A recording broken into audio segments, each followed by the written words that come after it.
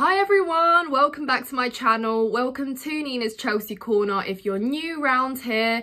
Today I am doing my first Q&A video and I haven't done one on the channel so far, and I thought just before we play Bournemouth on Sunday it would be a nice video to put up to get to know me, why I support Chelsea, my favourite memories, favourite players, if I play football, and all sorts of other questions that you guys asked me on Instagram and on YouTube.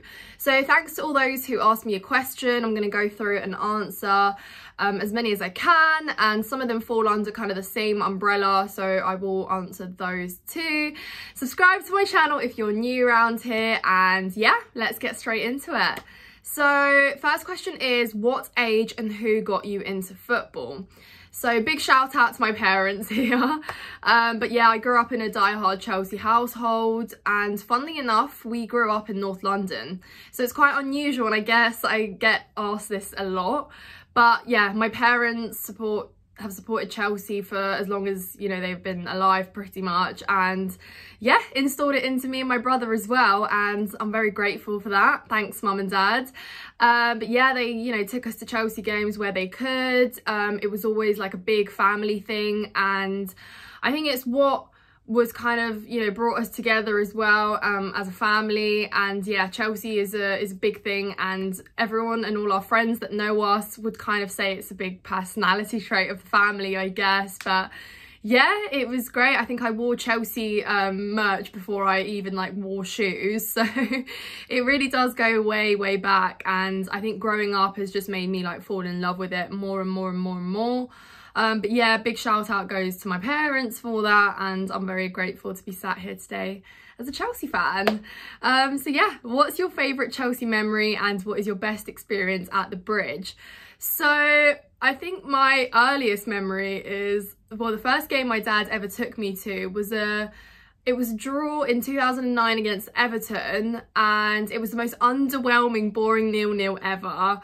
But, you know, I got to see the likes of Drogba's and your Ivanoviches, your Anelkas, your Essiens, your Jonathan Michels, and all of these great players, which, I mean, is why our club is so great, and why the standards once upon a time were set so high. And it's the team that I kind of essentially grew up with. It's the team that made me fall in love with football as well, and I'm so lucky to have been able to witness them play in real life at the Bridge. So I'd probably say that first game would be my best memory, because it's my earliest, and it's kind of one I remember very vividly.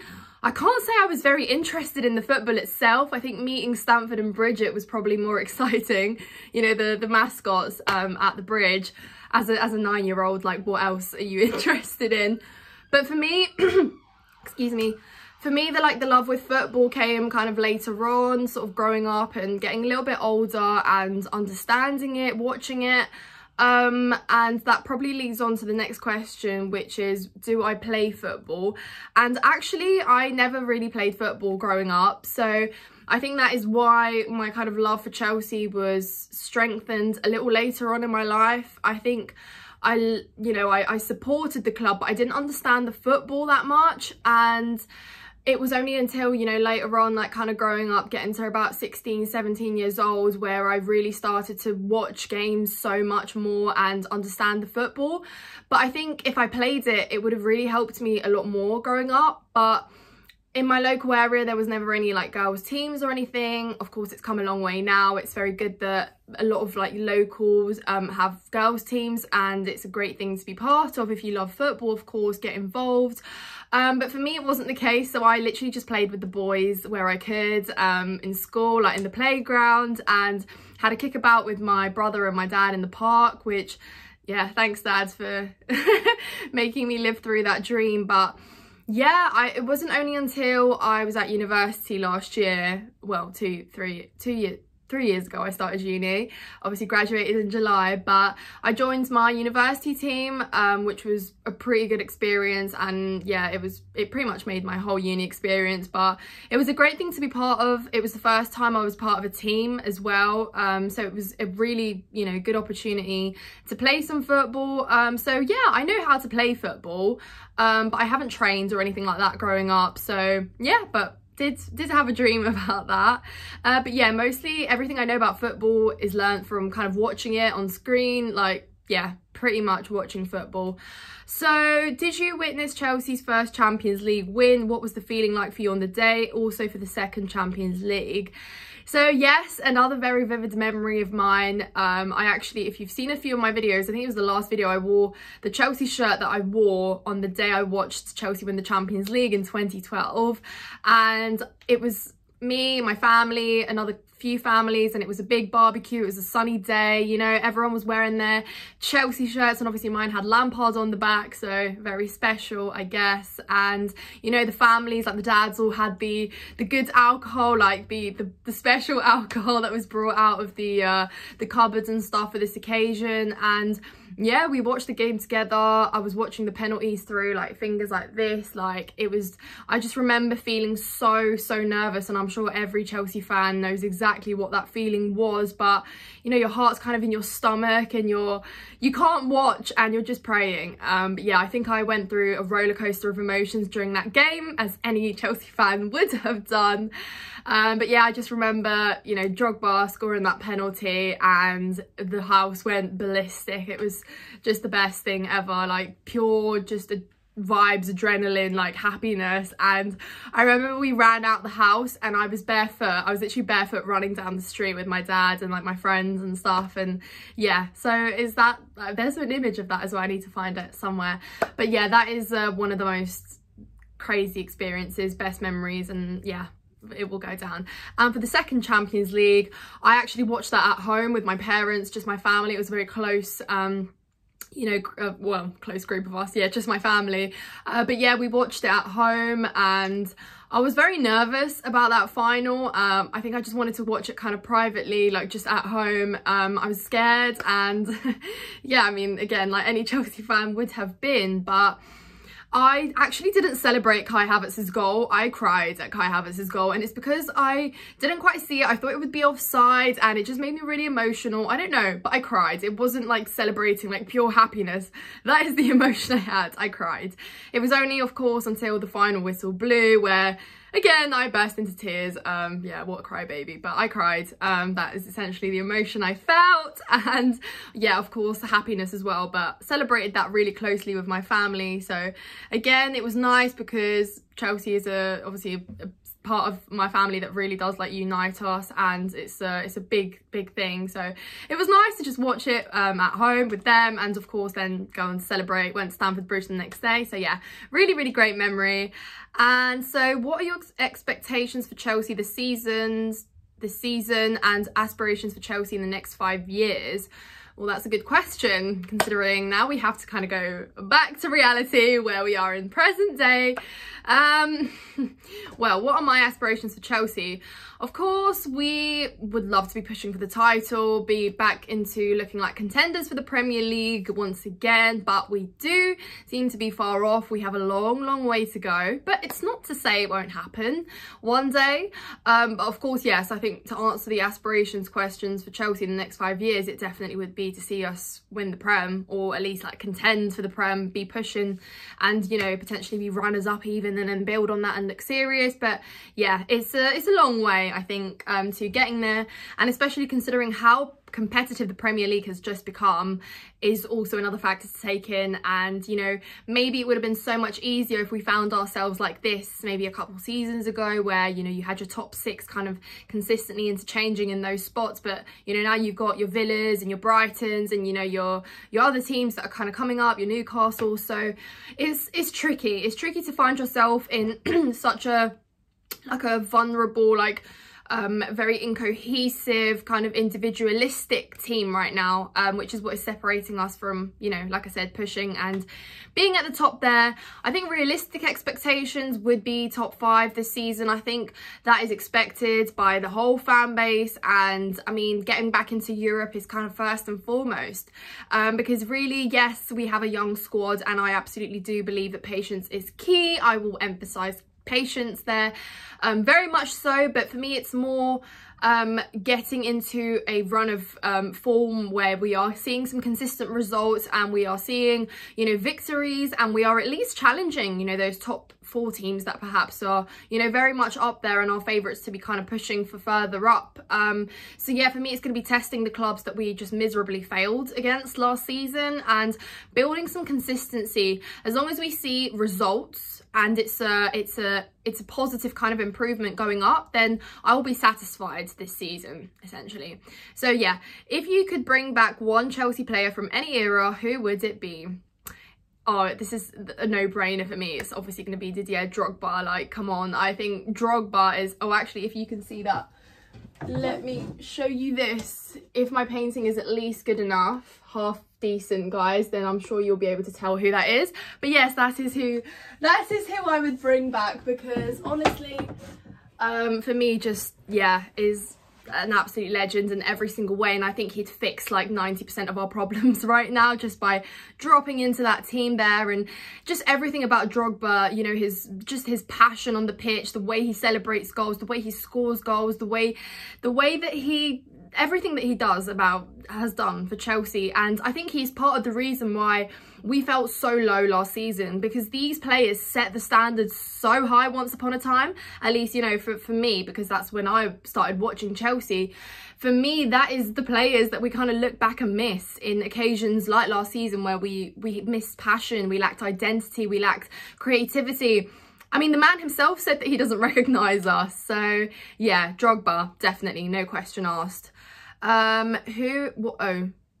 Favourite show now or the last 5 years? So actually, I haven't really watched any TV shows recently. Maybe recommend some, guys, in the comments down below, anything you think I should watch.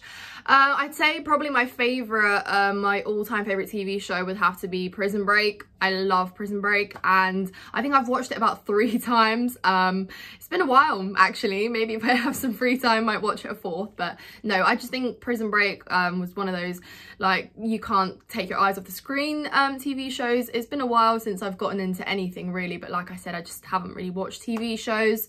I'd say Modern Family as well is a big favourite of mine. I just think Modern Family, you know, you can't go wrong. Just put it on in the background or just whatever. It makes life so much better. Yeah, so best ever Chelsea keeper. Again, Petr Cech is going to have to be my personal pick, and I think a lot of people's, essentially. I think Petr Cech's mark and standard that he raises as a goalkeeper is just 1 in a million, and like some of those saves as well. And even if you want to take the saves from the penalty shootout again in the Champions League final, I mean, the man was just, he just had an IQ of 1 million plus, in my opinion, and he made football so fun to watch as well. And I don't think I've ever trusted someone as much as I trusted Petr Cech when he was, you know, in goal. And I think the period of clean sheets as well that he kept, and I think he only conceded about 15 goals as well in one Premier League season. So for me, his like the way he revolutionised Chelsea's team as well that season, like the seasons that he was there, was absolutely insane. And I think everyone speaks of him so highly, and it was good to have him at the club as well years after he left, you know, return. And yeah, so I think for me it's going to be Petr Cech. I can't read the questions, guys, I'm sorry. Favourite Chelsea content creator, except me, of course. Well, you've obviously asked for a shout out here, Charlie, haven't you? So check out Blue Brother, guys, Charlie's channel. But favourite Chelsea content creator, I think I watch a lot of George Benson. I think I really enjoy just the way he speaks, his videos, his insight into Chelsea games, and yeah, he's quite funny as well. I also watch Eunice Talks Football. He's a great Chelsea fan as well, very honest. But yeah, I also like Elizabeth Helnick as well, another great female Chelsea content creator. She's absolutely amazing, and she's a joy to watch with everything she does. So yeah, fangirling there. But anyways, next question. Does Mudryk need a loan, or does his price tag and the manager we have mean we have to see him develop at Chelsea? So I think that's a great question in the context of what's going on right now with all the criticism and the hate that Mudryk is receiving.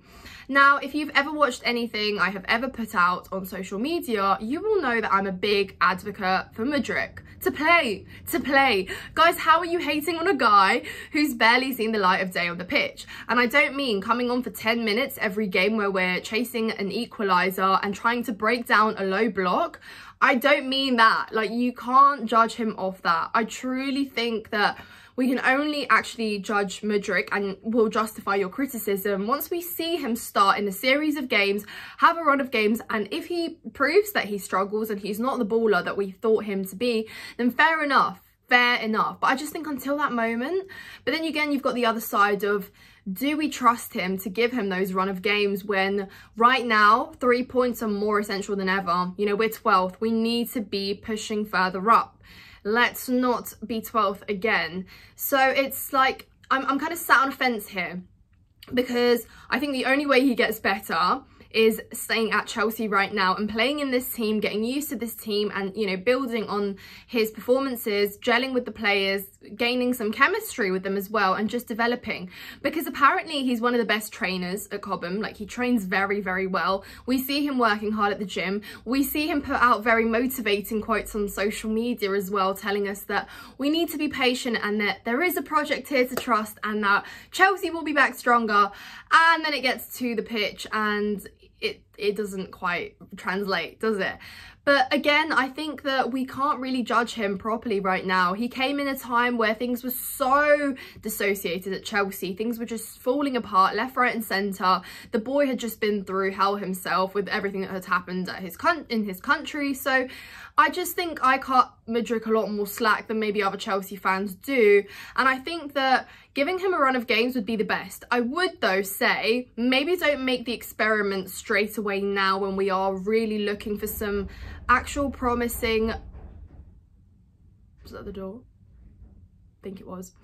And I just think that giving him a run of games, maybe when we do think...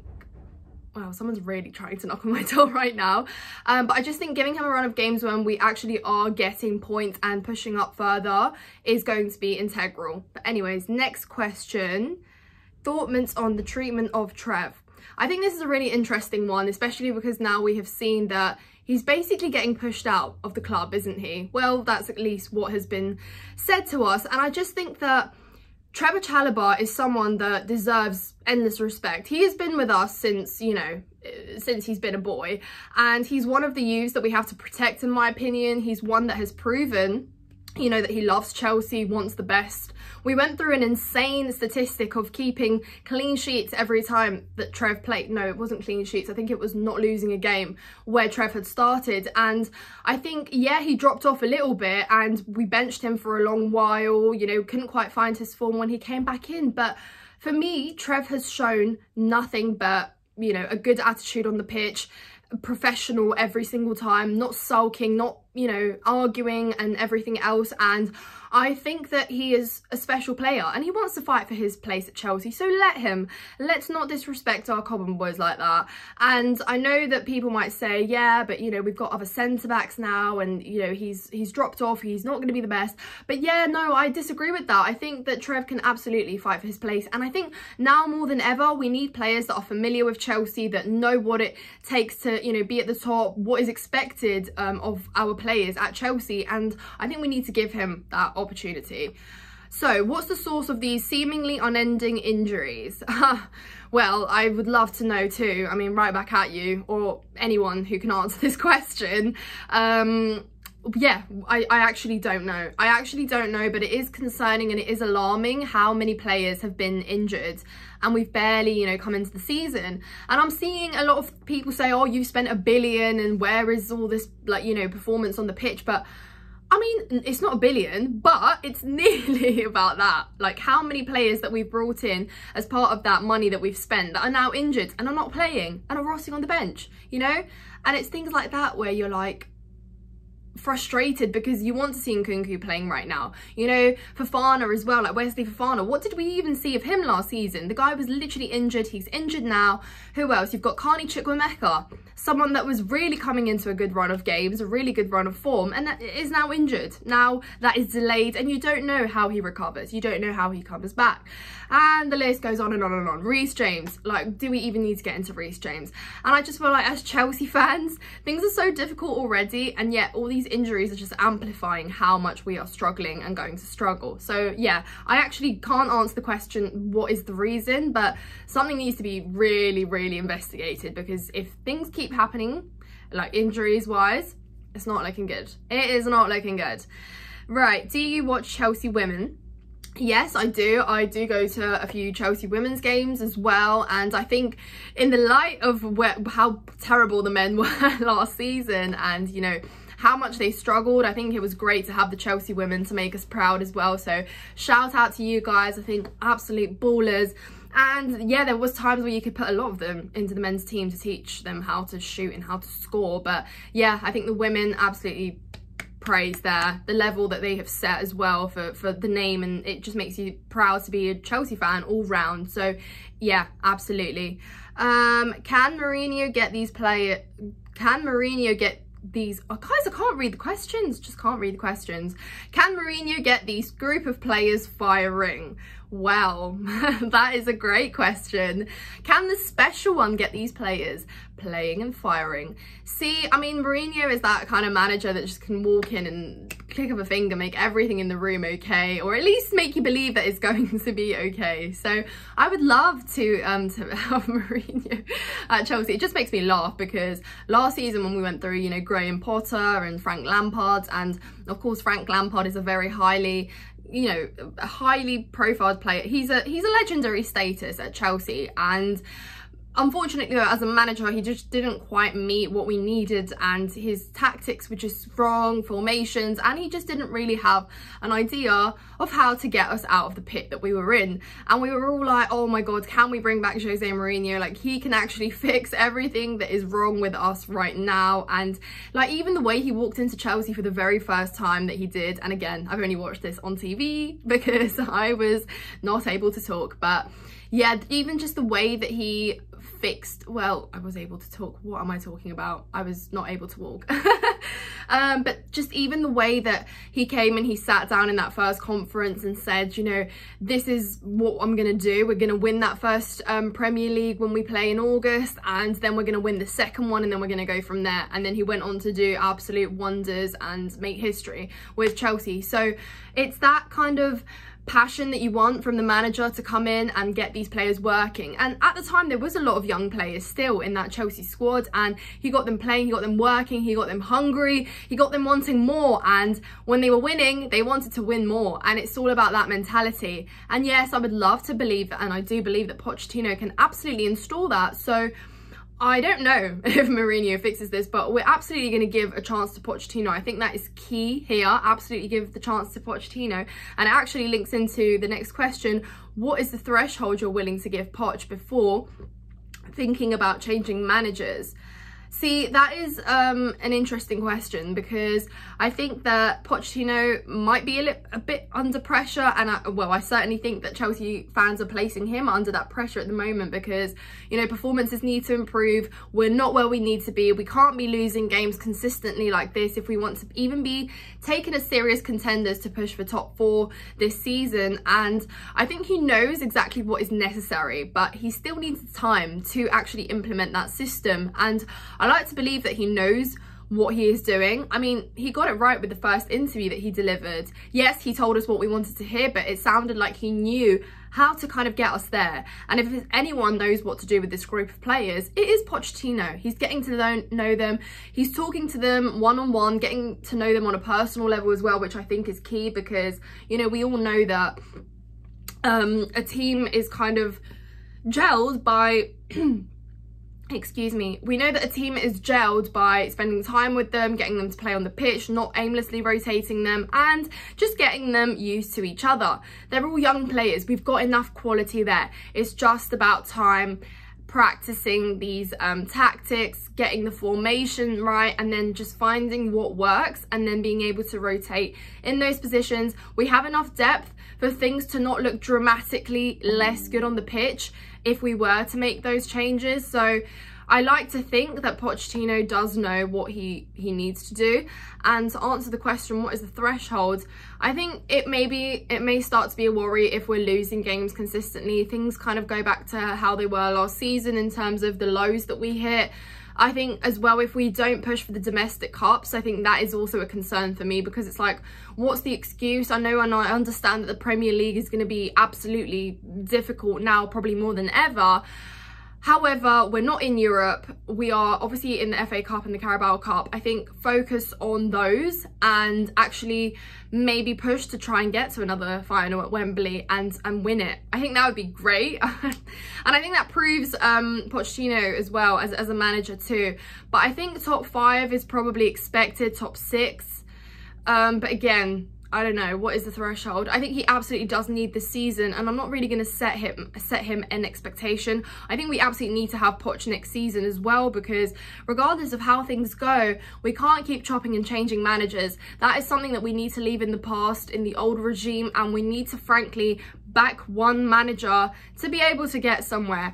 And I know that as Chelsea players, we're not willing to be as patient, and you know, it takes a lot more to be patient, and we want kind of results, and we want trophies, and we want performances, and that is absolutely expected.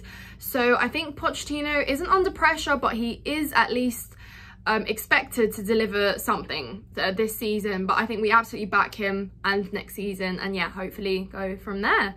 So how many trophies will Chelsea win?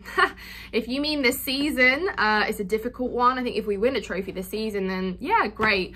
Absolutely fantastic. Like I said, I'd love to see us win a final at Wembley finally. But yeah, I think pushing for the league in the next 5 years is probably definitely, no, it's not even probably, it's definitely an expectation, and it's where we kind of want to be, essentially, right at the top. And then you can justify spending the billion, and then you can justify everything that went wrong along the way. But yeah, anyways guys, those are pretty much all the questions. I think there were a few others, but I am nearing 30 minutes and I do have to leave. But I hope words have left the chat.